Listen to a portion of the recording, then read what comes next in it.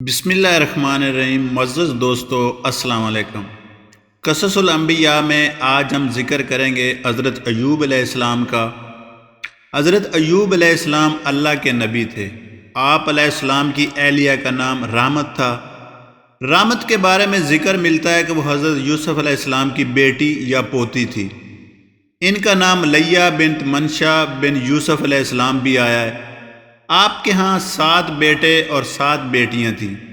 آپ کے پاس 1000 اونٹ، 1000 بکریاں، 500 غلام، 500 اہل و عیال تھے۔ آپ اس دور کے مالداروں میں شمار ہوتے تھے۔ آپ ہر وقت اللہ تعالیٰ کی یاد میں مشغول رہتے، ہر وقت اللہ تعالیٰ کا شکر ادا کرتے۔ شیطان آپ کی اس درجے عبادت اور شکر گزاری سے حسد کی آگ میں جلنے لگا۔ اس نے آپ کو اپنے جال میں پھانسنے کی کوشش کی تو اللہ تعالیٰ کی طرف سے کہا گیا، اے لعین، ایوب میرا نیک اور شکر گزار بندہ ہے، اس پر تو اثر انداز نہیں ہو سکے گا۔ اس پر شیطان نے کہا، یا اللہ، تو نے اسے مال عطا کیا ہے، ہر طرح کی نعمتیں دی ہیں، اولاد عطا کی ہے، پھر وہ کیوں تیرا شکر ادا نہ کرے گا؟ اگر تو اس سے یہ تمام نعمتیں چھین لے تو یہ ہرگز تجھے یاد نہیں کرے گا۔ اللہ تعالیٰ نے ارشاد فرمایا، اے ابلیس، تیرا یہ گمان غلط ہے، میرا ایوب ایسا نہیں کرے گا۔ اب شیطان نے کہا، اگر تو مجھے اس کی اولاد اور مال پر اختیار دے دے تو معلوم ہوگا وہ کس طرح تیری بندگی کرتا ہے۔ پروردگار نے فرمایا، میں نے تجھے اس کی اولاد اور مال پر اختیار دیا۔ ابلیس یہ سن کر خوش ہو گیا۔ اس نے اپنے چیلوں کو جمع کیا اور حضرت ایوب علیہ السلام کے تمام مویشی دریا میں غرق کر دیے۔ پھر خود گوالے کے بیس میں حضرت ایوب علیہ السلام کے پاس آیا اور آپ سے بولا، اے ایوب، تیرے سارے جانور دریا میں ڈوب گئے۔ یہ سن کر حضرت ایوب علیہ السلام نے فرمایا، اللہ کا شکر ہے، اس نے اپنے نفس سے عطا فرمائے تھے اور عدل سے لے لیے۔ آپ کی بات سن کر شیطان کو بہت مایوسی ہوئی۔ اس نے اپنے چیلوں سے کہا، ایوب کے غلے کو آگ لگا دو، کھیتی باڑی سب جلا دو۔ چیلوں نے اس کے حکم کی تعمیل کی۔ جب سب کچھ جل کر راکھ ہو گیا تو شیطان آپ کے پاس پھر انسانی روپ میں آیا اور بولا، ارے ایوب، آپ نمازوں میں لگے ہوئے ہو اور آپ کے سب کھیت جل کر راکھ ہو گئے، باغات فنا ہو گئے۔ اب پھر حضرت ایوب علیہ السلام نے وہی جواب دیا جو پہلے دیا تھا، اور پہلے سے بھی زیادہ توجہ سے عبادت کرنے لگے۔ ایک بار پھر شیطان کو ناکامی کا منہ دیکھنا پڑا۔ اب اس نے آپ کی اولاد پر وہ مکان گرا دیا جس میں وہ سب موجود تھے۔ آپ کی اولاد اس مکان کے ملبے میں دب گئی۔ شیطان نے اب یہ خبر آپ کو سنائی۔ اس پر بھی حضرت ایوب علیہ السلام نے صبر اور شکر والا جواب دیا اور عبادت میں مشغول ہو گئے۔ شیطان بہت نادم اور شرمندہ ہوا، طیش میں آیا۔ اس نے اللہ تعالیٰ سے کہا، یا اللہ، مجھے ان کے بدن پر اختیار دے دے، پھر معلوم ہوگا یہ کس درجے عبادت گزار ہیں۔ اللہ تعالیٰ نے اس سے فرمایا، جا، میں نے تجھے ایوب کے بدن پر اختیار دیا، البتہ ان کی زبان، دل اور کانوں پر تجھے اختیار نہیں ہوگا، تو یہ بھی کر کے دیکھ لے۔ چنانچہ شیطان نے آپ کو بیماری میں مبتلا کر دیا۔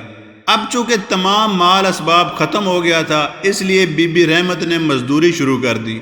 آپ کو جو مزدوری ملتی، اس کا نصف حصہ تو حضرت ایوب علیہ السلام کی طرف سے صدقہ کرتی اور نصف سے گزر بسر کرتی۔ اس میں سے خود بھی کھاتی اور حضرت ایوب علیہ السلام کو بھی کھلاتی۔ جب آپ مزدوری کے لیے جاتی تو آپ کے راستے میں شیطان آ جاتا۔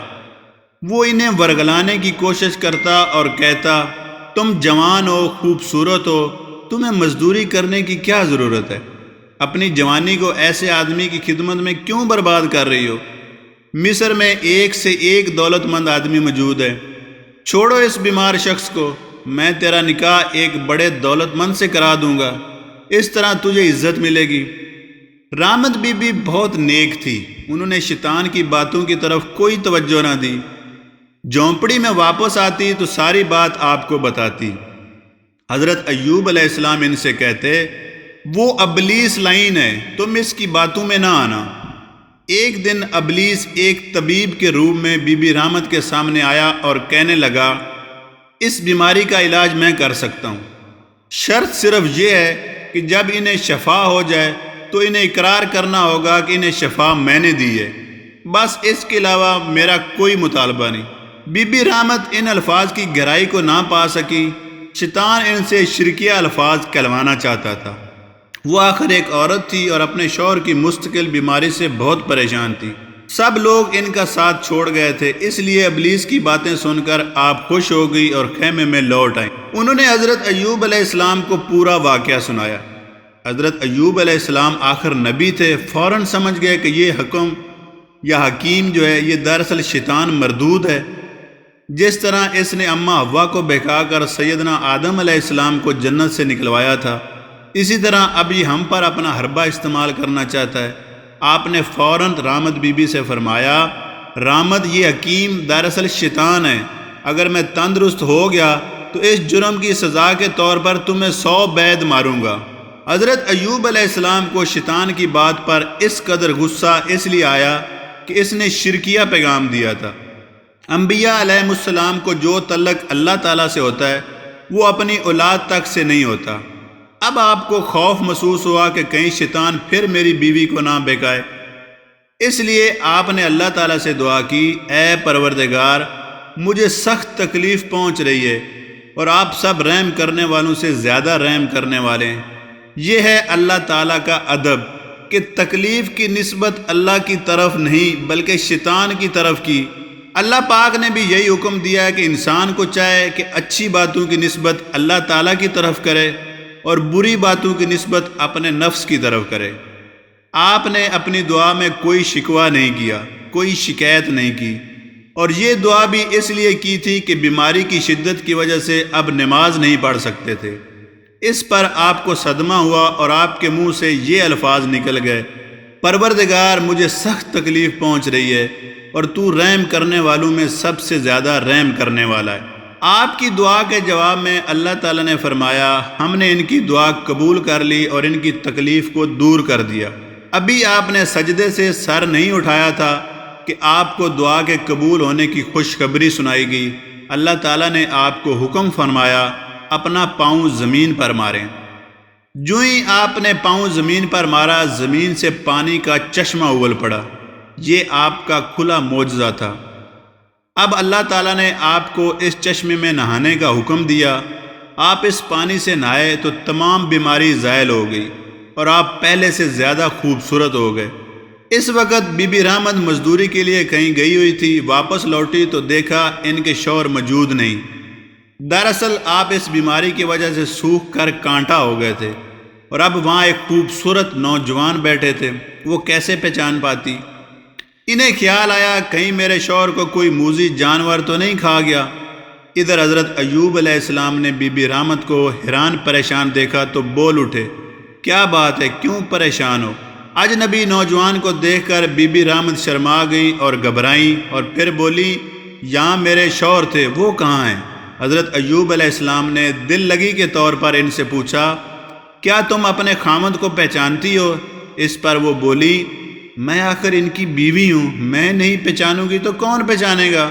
یہ کہہ کر انہوں نے غور سے ان کی طرف دیکھا، پھر بولی، میرے شوہر جب تندرست تھے تو آپ جیسے ہی تھے۔ اب آپ نے ان سے فرمایا، اللہ کی بندی، تو میری طرف سے بہت فکر مند رہتی تھی اور اسی سلسلے میں شیطان نے تجھے ورگلایا تھا۔ مجھے خیال آیا کہیں شیطان کے بہکاوے میں آ کر تو شرک میں نہ مبتلا ہو جائے، سو میں نے اللہ تعالیٰ سے دعا مانگی، اس نے میری دعا قبول فرمائی اور میرے پاؤں کے نیچے سے اللہ تعالیٰ نے پانی کا چشمہ جاری کر دیا۔ اس کا پانی پینے اور اس میں غسل کرنے سے میری تمام بیماری دور ہوگی۔ اللہ کے کرم سے میں پہلے جیسا تندرست ہو گیا ہوں۔ یہی وجہ ہے کہ تم مجھے پہچان نہیں سکی۔ بی بی رحمت یہ سن کر بہت خوش ہوئی۔ انہوں نے بھی اللہ تعالیٰ کا شکر ادا کیا۔ اللہ تعالیٰ نے انہیں بھی پہلے کی طرح جوان بنا دیا اور ان سے دوبارہ 25 لڑکے پیدا ہوئے۔ اللہ تعالیٰ فرماتے ہیں، اور ہم نے ایوب کو اس کے بال بچے دے دیے اور ان کے ساتھ اتنے ہی اور عطا کر دیے۔ یہ سب کچھ ہم نے اپنی مہربانی سے عطا کیا، اور یہ اس لیے کہ عبادت کرنے والوں کے لیے ایک یادگار ہو۔ پھر اللہ تعالیٰ نے آپ پر سونے کی ٹڈیوں کی بارش کی پہلے کی طرح آپ کے پاس جانوروں کے ریوڑ ہو گئے، زمینیں بھی واپس مل گئیں، اور یہ سب اللہ تعالیٰ کا آپ پر فضل تھا۔ بعض روایت میں ہے کہ مردہ اولاد ہی کو اللہ تعالیٰ نے زندہ کر دیا تھا اور مزید بھی عطا فرمائی تھی۔ یہ اللہ تعالیٰ کا ان پر کرم تھا جو ان کے صبر پر انہیں عطا ہوا۔ چونکہ آپ علیہ السلام نے قسم کھائی تھی کہ اگر میں تندرست ہو گیا تو تجھے 100 کوڑے ماروں گا۔ تندرست ہونے پر آپ نے قسم کو پورا کرنے کا ارادہ فرمایا۔ اس قدر نیک بیوی اس سزا کی مستحق نہیں تھی جو حضرت ایوب علیہ السلام نے تجویز کی تھی، اس لیے اللہ تعالیٰ نے ان پر رحم فرمایا اور ارشاد فرمایا، اپنے ہاتھ میں تیلیوں کی ایک جھاڑو لے کر مار دیں اور قسم کے خلاف نہ کریں۔ سچ تو یہ ہے کہ میں نے اسے بڑا صابر بندہ پایا، وہ سب سے نیک بندہ تھا اور بڑی ہی رغبت رکھنے والا تھا۔ آپ نے 100 تیلیوں کی ایک جھاڑو لی، بیوی صاحبہ کو آہستہ سے کمر پر مار دی۔ اس طرح آپ کی قسم پوری ہوگی۔ اس کے بعد آپ اللہ کے حکم سے روم چلے گئے، وہاں اسلام کی دعوت دیتے رہے اور وہیں وفات پائی۔ آپ نے 140 سال کی عمر میں وفات پائی۔ آپ نے اپنی 4 پشتیں دیکھیں۔ آپ کو علاقہ حوران میں دفنایا گیا۔ صبر کرنے والوں کے بارے میں اللہ پاک کا ارشاد ہے، جو لوگ مصائب اور علام میں ثابت قدم رہنے والے ہیں، بس انہیں ان کے صبر کا بدلہ بے شمار ہی دیا جائے گا، یعنی بھرپور۔ اللہ تعالیٰ کی کروڑوں رحمتیں نازل ہو ان پر۔ ملتے ہیں بھائی اپنی نیکسٹ ویڈیو میں، جس میں ہم حضرت موسیٰ علیہ السلام کا تذکرہ کریں گے۔ والسلام۔